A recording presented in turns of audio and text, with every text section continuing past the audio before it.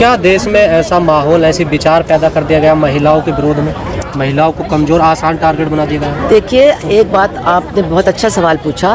कहीं भी आप देखेंगे किसी भी समाज में जब दक्षिणपंथी विचारधारा फैलती है तो उसका एक बहुत बड़ा हिस्सा महिलाओं के अधिकारों का विरोध होता है, महिलाओं को दबाने की सोच होती है। आज आप देखिए, अगर मान लीजिए ऐसा होना नहीं चाहिए, कोई महिला अपने पति को मार देती है तो वो इतना मीडिया पर एकदम छा जाता है जैसे कि रोज़ यही हो रहा है। लेकिन जो ये घटना हुई, जैसे ये बस में या इससे भी ज़्यादा जो विभत्स घटनाएं होती हैं, इनको फिर प्रेस में बहुत छोटी जगह मिलती है। तो इससे एक माहौल बनाया जा रहा है कि औरतों की सुरक्षा की कोई समस्या है नहीं, बल्कि औरतें ही अब पुरुषों के साथ बहुत अन्याय कर रही हैं। ये एक दक्षिणपंथी प्रतिक्रियावादी विचारधारा का बहुत बड़ा पहलू है। बड़ी पहल देश में की जा रही है, बड़ा जोर शोर से ये तैयारी की जा रही है कि महिलाओं को घरों में ही रहना चाहिए, इन्हें घर से बाहर नहीं आना चाहिए। मैंने कहा ना, मनोवादी सोच तो यही है। मनोवादी सोच के हिसाब से महिलाओं को बिल्कुल संकीर्ण दृष्टि से देखा जाता है कि इनको जितना नियंत्रण में रखो उतना अच्छा है। लेकिन एक तो महिलाओं को पूरी आज़ादी होनी चाहिए कि वो अपने बारे में फैसला लें, और दूसरी बात, इतनी महंगाई है, इतनी गरीबी है और इतनी महिलाएं खुद पूरे घर का खर्च चला रही हैं, तो इसके बारे में कोई नहीं कुछ बोल रहा है। वो घर के अंदर भी सारा काम करती हैं और घर के बाहर भी पूरा काम करती हैं। और अब जाकर के चंद्रबाबू जैसे मुख्यमंत्री ने कह दिया है कि तीसरे बच्चे पर तुमको हम 30,000 रुपये देंगे और चौथे बच्चे पर 40,000। तो परिवार नियोजन और आबादी की बात तो छोड़ दीजिए, ये महिलाओं के बारे में क्या सोच दर्शाता है कि वो केवल बच्चा पैदा करने वाली फैक्ट्री है और उनके लिए आप स्वास्थ्य सुविधाओं का प्रावधान नहीं करेंगे, उनके लिए आप पौष्टिक आहार का नहीं करेंगे और आप कहेंगे बच्चे पैदा करो, ये तुम्हारा फ़र्ज़ है। तो आप सोच सकते हैं कि हमारे कई घरों में वैसे भी जो बहुएं हैं वो बहुत ही नियंत्रण में रहती। अब ये होगा कि 30,000 लाओ, 40,000 लाओ, बच्चा पैदा करो, मतलब एक और टॉर्चर का कारण घर के अंदर, परिवार के अंदर बहुओं के लिए चंद्रबाबू नायडू तैयार कर रहे हैं। तो वो भी एनडीए का ही हिस्सा है, वो भी अब मनोवादी सोच के और ज़्यादा करीब आ गए हैं। तो ये चीज़ें इतना ज़्यादा बढ़ रही हैं और इतना ज़्यादा महिलाओं की सुरक्षा और महिलाओं के स्वास्थ्य और महिलाओं के भविष्य पर इसका जो दुष्परिणाम है वो सब बहुत सफाई के साथ देखने को मिल रहे हैं। केंद्र में राज कर रहे हैं, जहाँ जहाँ राज्यों में उनकी सरकार है, सबसे ज़्यादा बलात्कार, महिला उत्पीड़न की घटनाएं वहीं घट रही हैं। और इसके पीछे एक बहुत बड़ा कारण ये है कि हम देख रहे हैं कि जो लोग बलात्कार कर रहे हैं या बलात्कार में लिप्त हैं, उनको सरकार की तरफ से पूरी की पूरी सुरक्षा मिल रही है। हमने देखा है, चाहे वो जो विधायक था उन्नाव का कुलदीप सिंह, चाहे वो बृजभूषण शरण सिंह हो, चाहे वो राम रहीम हो, और आशाराम, आप सोचिए जो आरोपी नहीं हैं, जो सज़ायुक्त हैं, उनको लगातार बेल मिल रही है, वो जाकर के प्रवचन कर रहे हैं। तो जब ऐसे लोगों का महिमा मंडन होगा, उनको सरकारी मेहमान बना करके राम मंदिर और श्री विश्वनाथ मंदिर का दर्शन करवाया गया, तो आप क्या लोगों के बीच में संदेश भेज रहे हैं कि बलात्कारी से घृणा नहीं करनी है, बलात्कारी का स्वागत करना है, बलात्कारी का महिमा मंडन करना है, उनका सम्मान करना है। इसलिए ये जो हो रहा है सरकार में बैठे हुए लोगों की तरफ से, एक तरफ इसका बहुत बड़ा असर लोगों के ऊपर पड़ रहा है कि बलात्कारी होना कोई बुरी बात नहीं है और बलात्कारी तो बहुत जल्दी छूट भी जाते हैं और उनको बहुत सम्मान भी मिलता है। इससे निश्चित तौर पर ये घटनाएं और ज़्यादा बढ़ेंगी। दूसरी चीज़ ये है कि हम देखते हैं कि इन राज्यों में जो सरकार का प्रशासन है, जो पुलिस है, वो भी पूरी तरह से इन घटनाओं के प्रति संवेदनशील नहीं है। अभी आपने जोधपुर में देखा कि 2 लड़कियों ने, 2 बहनें, उन्होंने, चूँकि दोनों के साथ बलात्कार हुआ, उन्होंने आत्महत्या कर ली। और 1 महीने पहले जो छोटी बहन है, उसने पुलिस में जा कर के रिपोर्ट भी दी थी कि ऐसा हमारे साथ हो रहा है। पुलिस ने कोई भी इस पर कार्रवाई नहीं की। अभी कानपुर जो एक मतलब शहरी ज़िला है, वहाँ पर 1 महीने में 5 बलात्कार हुए हैं और एक बलात्कार, एक जो नाबालिग लड़की थी, उसके बलात्कार में तो एक पुलिस का सब इंस्पेक्टर मुख्य आरोपी है। अभी आप देख रहे हैं कि केंद्र के मंत्री हैं और वो मामूली मंत्री नहीं हैं, वो गृह विभाग के राज्य मंत्री हैं तेलंगाना के, उनका बेटा बेटा एक पॉक्सो केस मतलब नाबालिग बच्ची के रेप में लिप्त है। बाप एक रथ निकाल रहा था अपने बेटे के समर्थन में और उसकी फोटोज छप रही थी और ये हो रहा था कि नहीं नहीं नहीं, वो आप कैसे कह सकते निर्दोष है?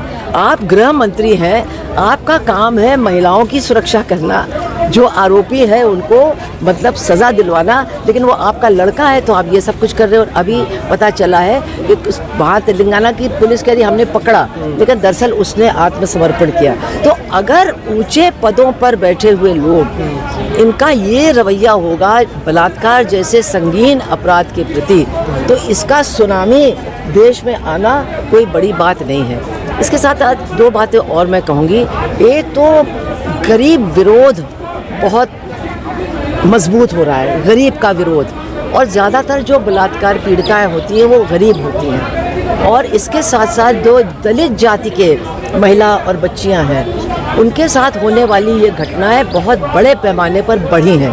उत्तर प्रदेश में बढ़ी है, पूरे उत्तर भारत में बढ़ी है और उनको भी न्याय से वंचित रखा जा रहा है। तो ये एक भयानक समस्या है जिस पर महिलाओं को तो चिंतित होना चाहिए, लेकिन पूरे समाज को चिंतित होना चाहिए और इस मुद्दे को लेकर के सरकार का विरोध ज़्यादा बड़े पैमाने पर होना चाहिए। हैं बिहार के, वो कह रहे हैं कि महिलाएं लड़कियां निकल क्यों रही हैं सड़कों पे? वो तो वो शिक्षा मंत्री हैं और वो ये कह रहे हैं कि शिक्षा की ज़रूरत ही नहीं है और ये ऐसी परिस्थितियां बना रहे हैं कि लड़कियां और औरतें घर से न निकल पाएं, क्योंकि ये मनुवादी सोच के लोग हैं, ये घनघोर मनुवादी हैं, ये महिलाओं के अधिकारों को बिल्कुल स्वीकार नहीं करते हैं, उनको समाप्त करना चाहते हैं। इसलिए इनके मंत्री, शिक्षा मंत्री कहे कि लड़कियों की शिक्षा की आवश्यकता क्या है, इससे ज़्यादा शर्मनाक बात क्या हो सकती है? और वो ऐसी परिस्थितियां पैदा कर रहे हैं कि वास्तव में एक तरफ तो स्कूल बंद हो रहे हैं, दूसरी तरफ जो प्राइवेट शिक्षा है वो इतनी महंगी हो रही है कि वास्तव में लड़कियों की शिक्षा के लिए जो अवसर हैं वो बहुत कम हो रहे हैं और लड़कियों का दाखिला भी कम हो रहा है। तो मौजूदा हालात है, जिस प्रकार सरकार कह रही है कि देश में संकट है, तबाही, कुछ लोग कह रहे हैं तबाह होने वाला है देश, कभी कह रहे हैं सोना मत खरीदिए, तेल मत खरीदिए, खाने वाला तेल कम खाइए। देखिए, सरकार सब कुछ कहती है दूसरों के लिए, अपने बारे में कुछ नहीं कहती है, ना अपनी गलतियों के बारे में कहती है, ना वो क्या क्या कुर्बानी देंगे इस संकट के समय में, इसके बारे में कुछ नहीं कहते हैं। आज ये बात सही है कि जो युद्ध चल रहा है ईरान के खिलाफ, उससे पूरी दुनिया में तेल को लेकर के एक बहुत ही विचित्र स्थिति पैदा हुई है, हम भी उसके शिकार हैं। लेकिन ये भी तो हमको समझना चाहिए कि जो देश हमारे दोस्त थे, ईरान हमारा दोस्त था, हमको सस्ते दाम पर तेल देता था, रूस हमारा दोस्त था, हमको सस्ते दाम पर तेल देता था, हमने दोनों को बिल्कुल अपना जैसे कि पल्ला झाड़ करके हम अमेरिका के खेमे में कूद पड़े। युद्ध शुरू होने से 2 दिन पहले हमारे प्रधानमंत्री इजराइल चले गए। इजराइल नरसंहार कर रहा था फिलिस्तीन में और वहाँ उन्होंने जाके कहा कि ये तो मेरी पितृभूमि है, भारत मातृभूमि है और इजराइल पितृभूमि है। तो ये कौन सी भाषा है, ये क्या तरीका है?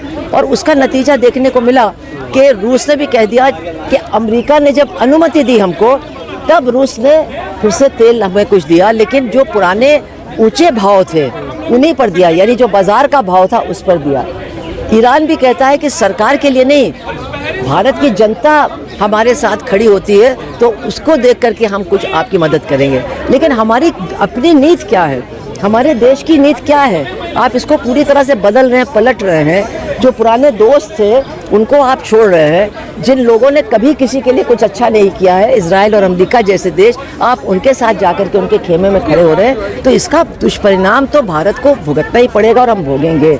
इसीलिए ये जो सरकार है इसकी आदत है हर चीज़ का नाम बदलने की, सड़कों का नाम बदलो, योजना का नाम बदलो, लेकिन कम से कम हमारे उत्तर भारत में अब प्रधानमंत्री का नाम बदलने का काम लोगों ने किया है कि ये नरेंद्र मोदी नहीं, ये सरेंडर मोदी है। और उनके ये सरेंडर की नीतियों का हम मतलब मुसीबत भुगत रहे हैं। कुछ दिन बाद गैस का सिलेंडर और महंगा होने वाला है, मेरे ख्याल से 1000 रुपये के आसपास उसका दाम पहुंच गया है, मिल भी नहीं रहा है, फैक्ट्रियां बंद हो रही हैं, लोगों का काम बंद हो रहा है। ये होटल और ढाबे, इनके ऊपर आफत आई है और एक देश जिसमें इतनी बेरोजगारी है उसमें और भी ज़्यादा बेरोजगारी बढ़ने जा रही है। बेरोजगारी की बात कर रहे हैं, लेकिन CGI का भी कहना है कि कॉकरोच और परजीवी बता दिया है जो बेरोजगारी होगा। अब वो तो जो बैठे हैं सुप्रीम कोर्ट में, उनका नज़रिया अलग है और जो लोग सड़क पर नौकरी ढूंढ रहे हैं उनका नज़रिया अलग है।